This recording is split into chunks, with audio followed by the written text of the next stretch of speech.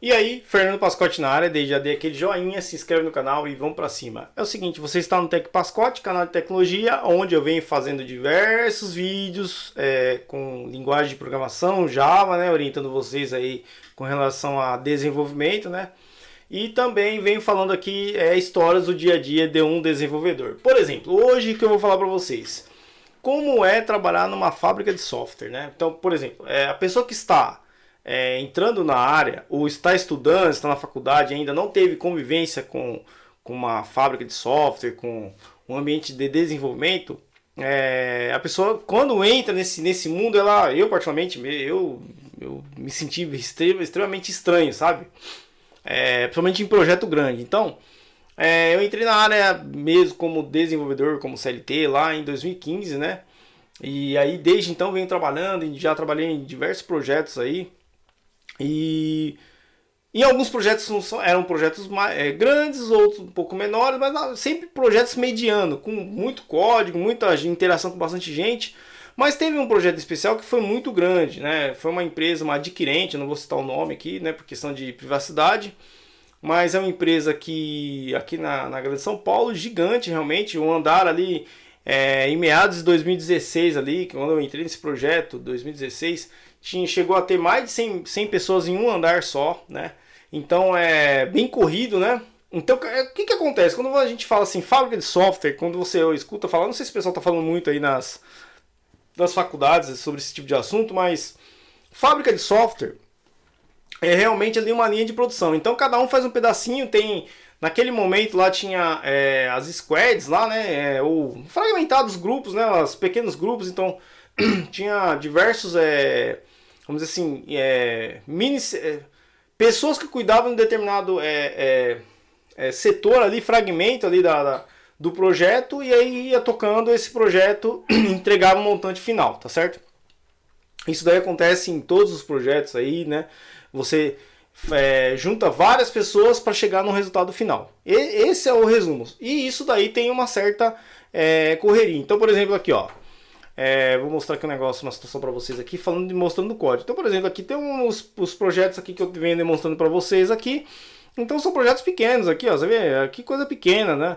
Então você imagine um projeto gigante, mesmo isso daqui é gigante, que tem várias classes aqui, né? Enfim. E é uma interação, uma loucura mesmo. Literalmente é uma loucura o dia a dia de uma fábrica de software, tá certo? Tem prazo para entregar tudo, né? Normalmente é tudo para ontem. Tem aquela situação realmente de uma certa desorganização nos projetos, acontece mesmo, como qualquer coisa grande, vai ter mesmo, é um Titanic ali, né, um barcão gigante, né, um navio gigante sendo gerenciado ali, enfim, e tem várias pessoas tocando para chegar no resultado final, no destino final, né. Então, qual que é o X da questão para você que está entrando na área? Tem que ter muita calma, é simples assim, tenha calma. Não entre na pilha de superiores aí, o pessoal que está contratando. Normalmente, pelo menos os projetos que eu passei, normalmente existe uma paciência com quem está entrando. Existe uma paciência, uma tranquilidade, para a pessoa ficar tranquila, entrar mesmo. Isso daí, particularmente, os projetos onde eu atuei, aconteceu isso daí. Teve casos que teve excesso, né, com relação aos profissionais? Teve casos. Não vou falar que não teve, mas no modo geral mesmo, nos projetos ao qual eu participei, principalmente naquele período presencial, teve uma interação mais tranquila com esse profissional que está entrando na área naquele primeiro momento, né? Só que existe pressão, tá certo? Existe pressão para entrega, e eu acho que isso daí que acaba desencadeando em muitos erros aí, né? Então os erros, o que acontece? Os erros normalmente eles param até o ponto de homologação, né? Que nós sendo alocados, né, sendo profissionais aí, terceirizados, a gente responde para um cliente que é dono do projeto. Então, normalmente para no cliente, né, no cliente do projeto. Não chega no cliente final, em quem realmente vai utilizar o sistema. Normalmente. Em alguns casos, realmente acaba chegando lá, né, que é um bug lá e aí é tratado com mais urgência, maior gravidade, enfim. Acontece, não vou falar, com certeza, no dia a dia acontece diversos bugs aí, que estão lá no cliente final. Mas a maioria dos bugs aí normalmente para ali na homologação, tá certo? Em ambiente de testes ali ou quando vai na homologação do cliente. E existem também os cenários de coisas que você, profissional de TI, desenvolvedor, você vai se sentir um pouco frustrado, que é o seguinte. do cliente lá pedir um determinado, um determinado assunto para fazer, por exemplo, fazer um relógio aqui, um exemplo, tá? Falando uma coisa do dia a dia. Ah, eu quero um relógio aqui assim, digital, que acenda a luz, não sei o quê. Aí o projeto vai lá, desenvolve esse relógio, faz esse relógio, entrega o relógio. Só que aí, de uma forma inesperada, o relógio é descontinuado, o relógio não vai para frente, o relógio não é entregue para o cliente que vai utilizar o sistema, né? Porque houve uma despriorização, né? Houve escutei bastante esse termo aí, né?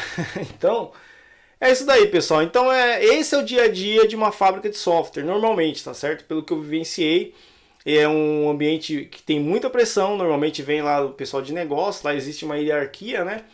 O pessoal de negócio solicita um determinado assunto e intermináveis reuniões, isso daí até hoje no home office até aumentou um pouco mais mesmo. Tem diversas reuniões, então você profissional de TI que acha lá, você desenvolvedor acha que você vai ficar só numa sala digitando código, não. A maioria das vezes, na verdade, você vai estar preso em alguma reunião definindo um determinado assunto antes de realmente enfiar a mão na massa. E existem aí as ferramentas de controle, aí, Scrum, enfim, existem as ferramentas que tratam aí para ter, né, as fases de concepção de um projeto, tá certo? Que é um outro assunto que eu vou entrar talvez num outro período, tá certo? Então é isso daí, pessoal. Espero que é um passo inicial aqui. Também vou trabalhando com vocês, vou aprendendo com vocês o que eu tenho que passar, tenho que tomar um certo cuidado, porque existem questões de privacidade que eu assinei, aliás, não posso expor tudo aqui, mas é isso daí, tá certo? Forte abraço, fique com Deus e tchau!